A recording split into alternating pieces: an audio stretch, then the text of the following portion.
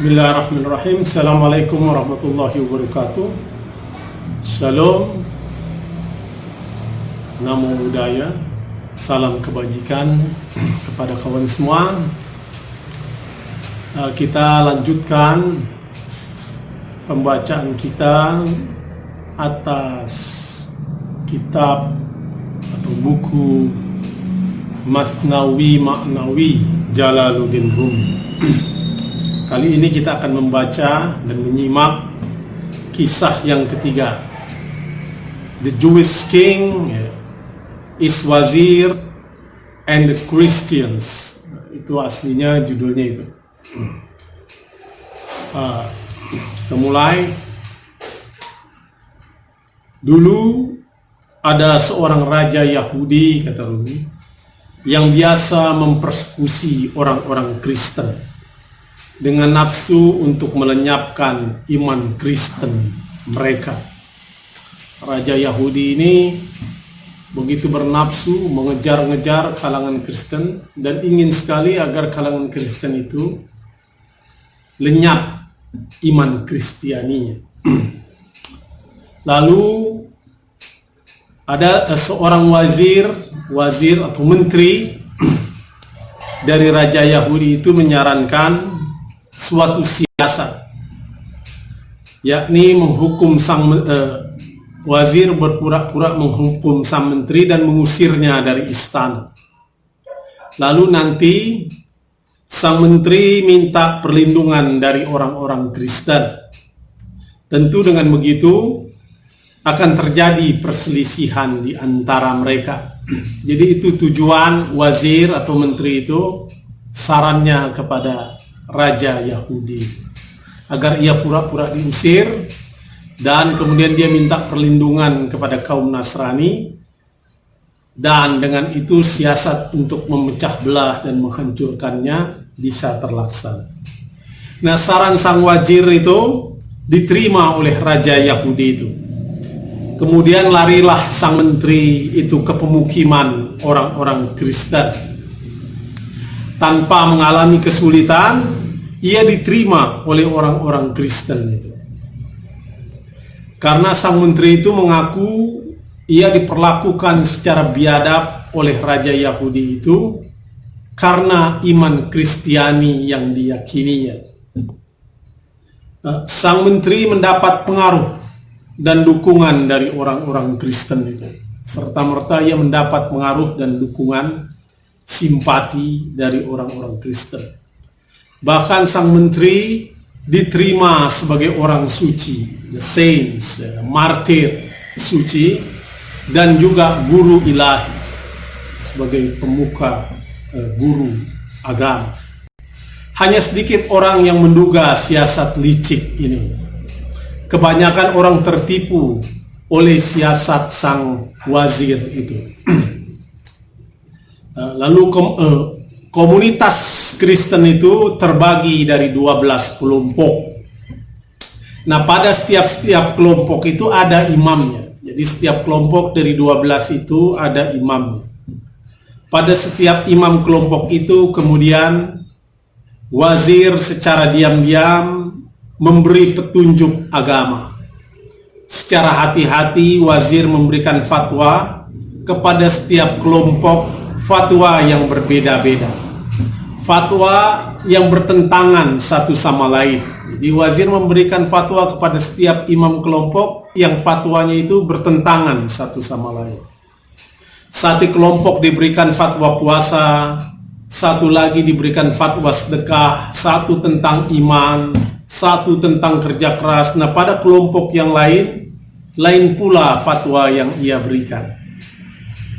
Singkat cerita, setelah wazir bersembunyi, setelah memberi perintah itu, wazir kemudian bersembunyi di gua dan mulai menolak untuk dikunjungi oleh para jamaahnya. Lalu secara rahasia, wazir memberi instruksi kepada setiap imam jamaat Kristiani itu untuk menggantikan dirinya sebagai orang suci dan guru ilahi, kata, atau rasul. dan memerintahkan pada masing-masing imam itu untuk membunuh siapa saja yang menuntut jabatan kerasulan yang ditinggalkannya. Itu perintah wazir itu kepada para imam. Kalau siapa saja yang menuntut, maka bunuhlah dia. Lalu setelah memberi arahan itu, kemudian wazir bunuh diri. Wazir itu kemudian bunuh diri. Nah, pada acara perkabungan, setiap imam jamaah itu mengklaim dirinya sebagai penerus wazir yang telah bunuh diri itu. Terjadilah keributan. Komunitas Kristen itu terpecah menjadi banyak sekte yang saling bermusuhan satu sama lain. Sesuai dengan apa yang diinginkan wazir dalam siasatnya dulu kepada raja Yahudi.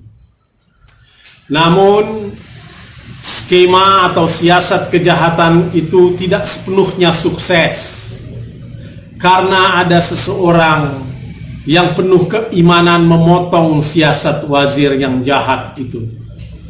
Orang itu bernama Ahmad, yang disebutkan dalam Injil, yang karenanya lah diselamatkan semua dari kehancuran. Nah, inilah sekelumit kisah Rumi tentang Raja Yahudi, wazir atau menteri dengan orang-orang Kristiani. Wazir dengan siasatnya yang licik mencoba mengadu domba komunitas agama untuk menaklukkannya. Dan ini biasa, ya, para penguasa selalu melakukan politik divide et impera, pecah dan kuasai. Nah, wazir melakukan itu dan membelah 12 komunitas, ya, itu dengan masing-masing fatwa yang saling bertentangan satu sama lain. Dan tragisnya kemudian dia bunuh diri, dan perpecahan itu terus berlangsung dalam komunitas agama tersebut. Kata Rumi, namun skema kejahatan itu tak sepenuhnya sukses, karena ada seorang yang penuh keimanan yang memotong siasat jahat tersebut, yang bernama Ahmad, yang disebutkan dalam Injil, yang karenanya lah diselamatkan semua dari kehancuran. Jadi Nabi Muhammad SAW turun ke dunia untuk menyelamatkan dan menjadi rahmat dari semesta alam, ya, yang mempersatukan agama-agama terdahulu. Dia membenarkan agama terdahulu dan mempersatukan dan menyelamatkan umat manusia dari kehancuran. Nah, kemudian Rumi menulis puisi. Saya akan bacakan beberapa. Kata Rumi dalam puisinya, ajaran wazir berjuta Kristiani berkerumun mengelilinginya. Satu persatu mereka di jalannya malu. Wazir berkhotbah tentang misteri Injil, sorban dan doa. Ia berkhotbah kepada jamaat dengan kata-kata yang fasih tentang kalimat dan akhlak Al-Masih. Secara lahir ia khotib penyampai agama, namun itu adalah umpan dan jerat penangkat burung. Karenanya pengikut Nabi Isa itu tertipu oleh jebakan iblis itu. Dia mencampur akidah dalam wacana pengabdian dan keikhlasan jiwa. Ia mengajar jamaat pengabdian yang tulus, tapi mengatakan dosa apa gerangan. Baris demi baris mereka belajar tentang jiwa yang tertipu, bagai mawar belajar kepada bawang putih. Khotbah dan wacana serupa menggelapkan jamaat. Jamaat Kristiani itu menyerahkan hati mereka padanya. taklid buta nan vulgar memang tanpa kearifan. Dalam dada mereka menanam cinta kepadanya dan membayangkannya sebagai wakil Kristus. Ya, ia adalah Dajjal bermata satu yang terkutuk itu. Selamatkanlah kami Tuhan. Siapa lagi pelindung ilahi? Ada ratusan jerat dan umpan. Kita bak burung rakus nan bodoh. Setiap kaki kami terjebak dalam jerat. Ya, setiap kita terjebak bahkan elang atau simur. Simur adalah sebuah kisah tentang burung yang melakukan perjalanan ruhani dalam kisah Fariduddin Attar, ya. Mantiqut Thair atau Conversations with the Bird. Kita tahu perjalanan menuju Tuhan itu adalah perjalanan yang berat, dilambangkan, disimbolkan dengan kumpulan burung, dan ada bulbul, ada yang kemudian seperti bulbul melihat keindahan burung, pesona dari bunga mawar, tidak mau lagi melanjutkan perjalanan menuju Tuhan itu. Nah, Rumi mengutip Simorg adalah menunjukkan bahwa Rumi akrab dengan karya Fariduddin Attar. Engkau bebaskan kami setiap saat, namun kami kembali lagi ke dalam jerat. Wahai yang maha agung, tidur tubuh, bangkitlah kan jiwa. Yang terakhir, mutu qabla an tamutu. Matilah sebelum mati. Ini adalah sebuah doktrin di dalam tasawuf. Ketika dia mematikan, ya, tubuhnya, maka jiwa itu akan bangkit.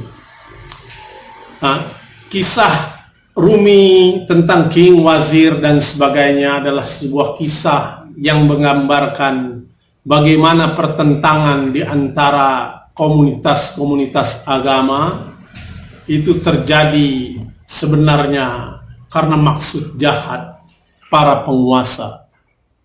Dalam kisah Rumi, raja jahat dari kalangan Yahudi ingin bermaksud menghancurkan komunitas, ya, Kristiani, dan dia melancarkan kejahatannya dengan memecah dan membelah, dan itulah yang terjadi sepanjang sejarah agama-agama. Namun Rumi mengisahkannya skema jahat itu tidak sepenuhnya sukses karena ada orang yang bernama Ahmad. Rasulullah SAW lah yang sebagai rahmat bagi semesta alam. Saya kira itu, semoga kita mendapat manfaat dari kisah Rumi ini. Wa ma taufiqi illa billah, alaihi tawakkaltu wa ilaihi unib. Assalamualaikum. Ya, hujan.